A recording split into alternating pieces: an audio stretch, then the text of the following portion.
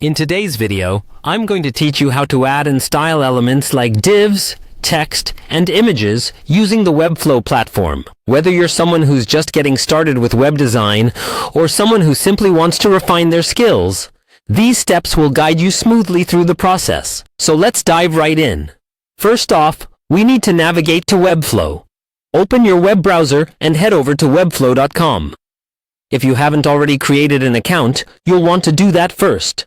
For those who already have an account, just click on the Login button at the top right corner of the homepage. Enter your credentials to access your Webflow account. Once you're logged in, the next step is to go to your dashboard. This is where all your projects are housed. From here, select the project you'd like to edit or start new elements in. Clicking on a project brings up a plethora of tools and features for you to play around with. Now, to start adding elements, look for the Add Elements panel. It's typically on the left side of the screen.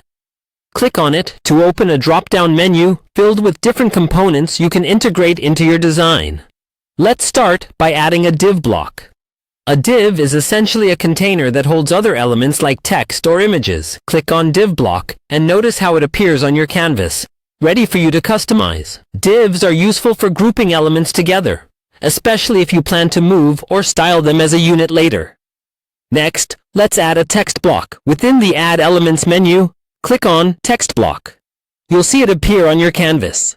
Text blocks are perfect for adding paragraphs, headers, or short blurbs of content. Take a moment to experiment by typing something into the text block.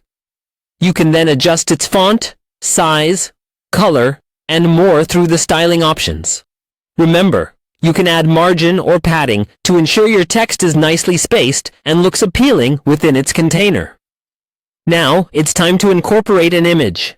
Go back to the Add Elements panel and select Image. Choose your image file and insert it alongside your existing elements.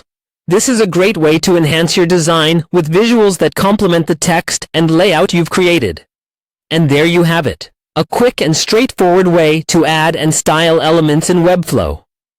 Feel free to experiment with different combinations and styles to create a design that reflects your personal or brand identity. Understanding how to efficiently add and manipulate these core components will form a solid foundation for any web design project you undertake.